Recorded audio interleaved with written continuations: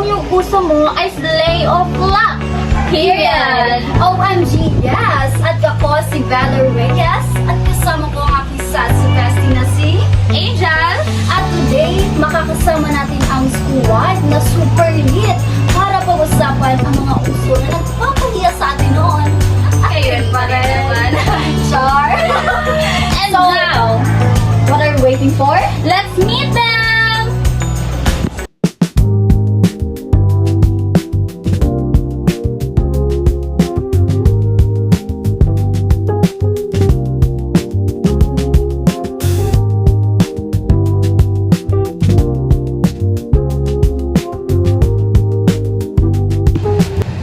Good day, everyone. I'm Shane, a social media influencer.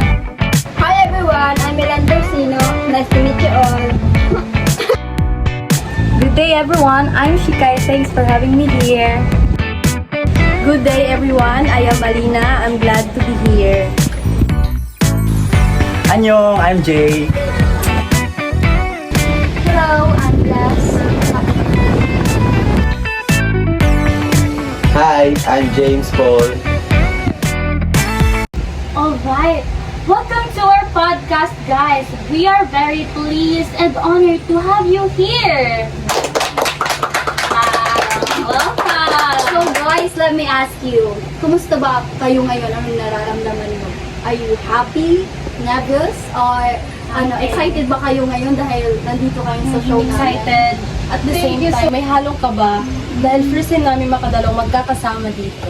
Sadyang overwhelmed lang talaga. Pero don't feel the pressure, guys. Yes, feel It's at all home. fun here. Yes. Mga barkada tayo dito. Ano ba kayo?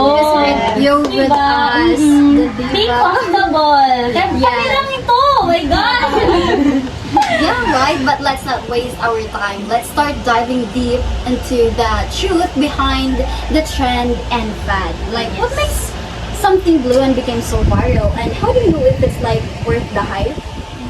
Totally, Bells. And I'm super excited kasi makakasama natin sila as our guest. And na magbibigay din sa atin ng iba't ibang perspectives and Yes. opinion about this issue. Diba, Bells? Okay, so let's start. Okay, so let's start with the basics, guys. Be comfortable, ha? Itong question na to is very like relatable sa inyo. Okay, here's the first question. What's the biggest misconception people have about trends and fads? Like, what do they always get wrong about it?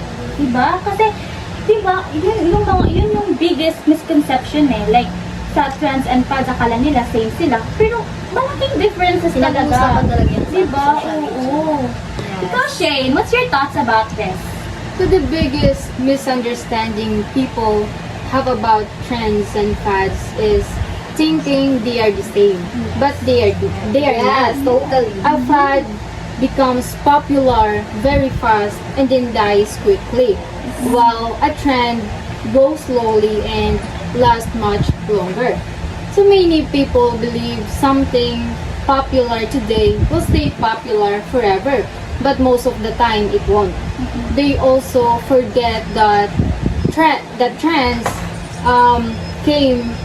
come from real changes in people's needs or behavior, while fads are mostly about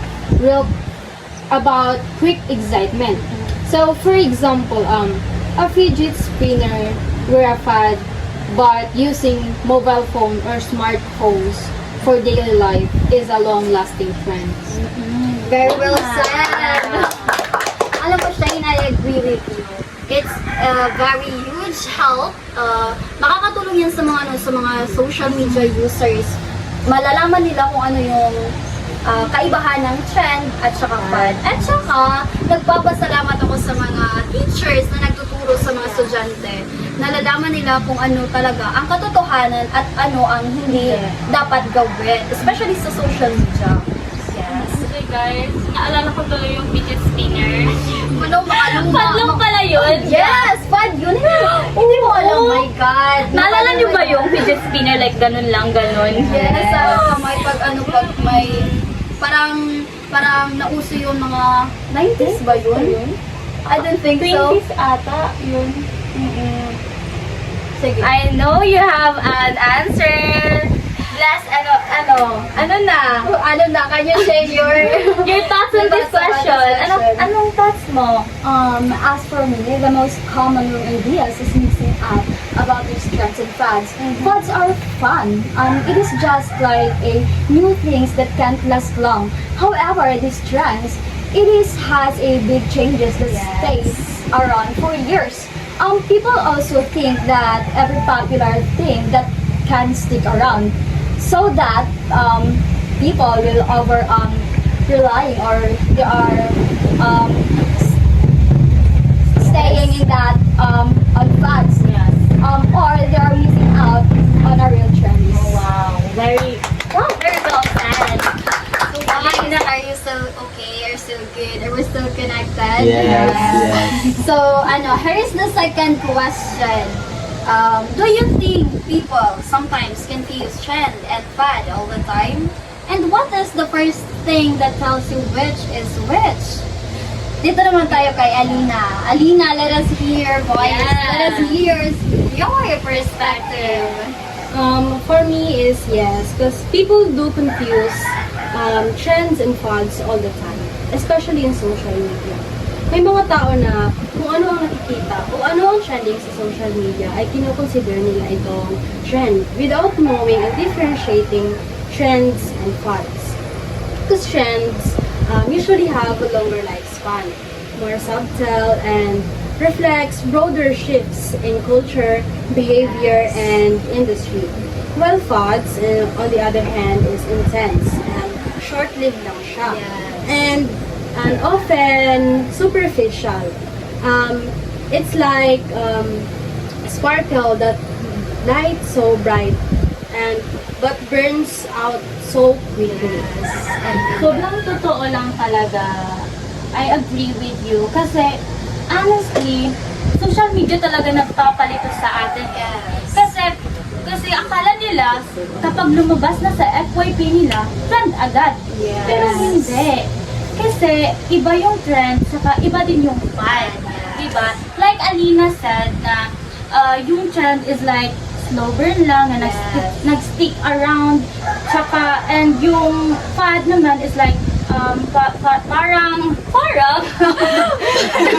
over naman sa parang ano lang siya, slow lang siya, then nawawala kaagad, nawawala bigla.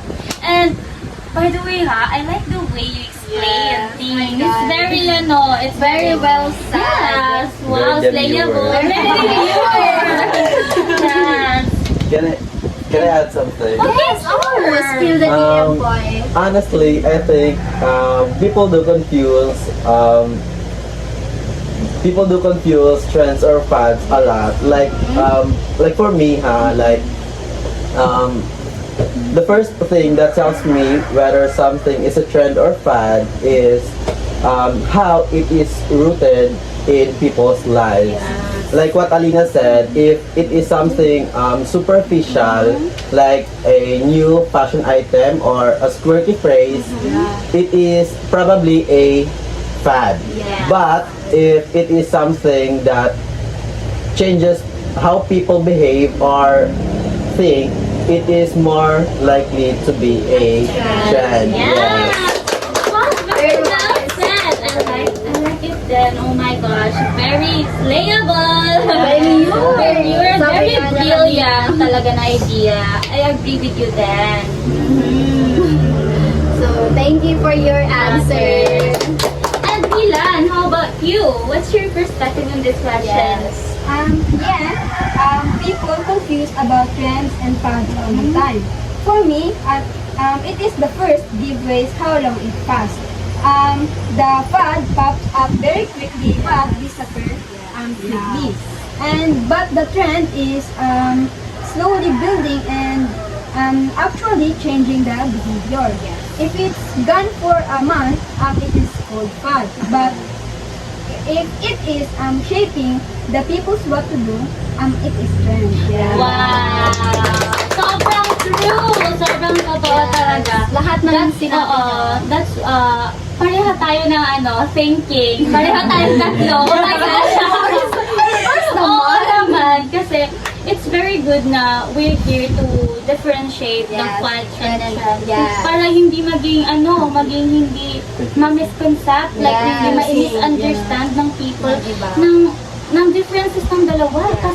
Kasi sobrang different talaga ng dalawa. Yes. Hindi dapat natin sila like same lang yun, same lang yung Yes, kahit hindi sabihin naman pa. talaga. Hindi, diba? Sobrang different talaga. Kaya it's very important na we're here to clear that up na. Yes. And your opinions matters. Matters. Oh my gosh, thank you for your opinions, guys. Thank you talaga. Okay, guys, here's the last question. Okay pa ba ang lahat? Last Yes. question na to. Makakauwi din kayo, promise. Okay, here's the question. What's one trend that you secretly love even though it might be considered uncool by some? Shikaina, what's your thought on this? So the one trend I secretly love is taking picture before I eat food. I know some people think it's uncool or even a little bit silly, but for me, it's more than just sharing pictures online. It turns an ordinary meal into something more special, and it helps me remember the little joy in everyday life. I really agree with you, Kapihan Joy. Because ako rin, before I eat my food, especially if it's expensive, I first take a photo of it because For memory. Oh my God! For memories Yes. and cloud also.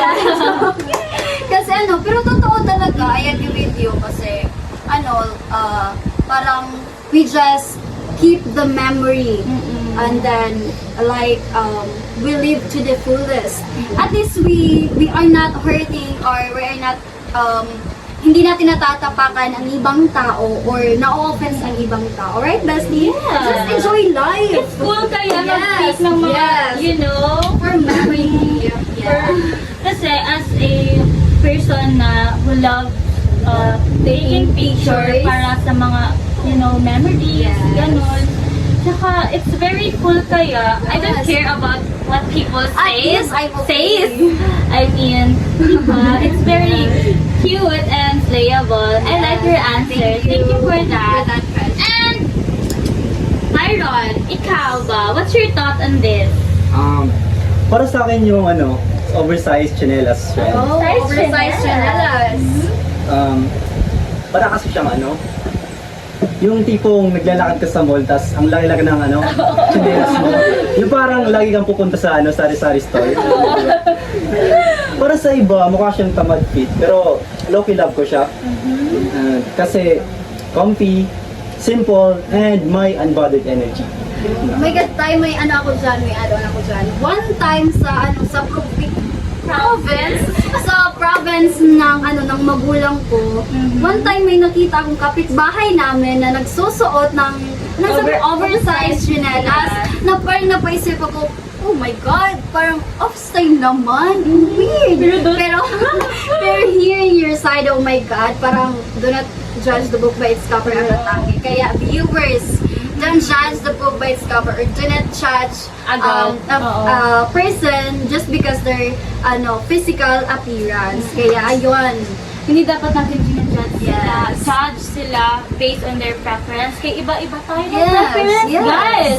We have different tastes. Kasi ako same din kami ni Tyron because I like the, Yes, because chinila. Chinila! Chinalas! I love chinalas. I mean, I love big chinalas. Oversized chinelas. Kasi oversized!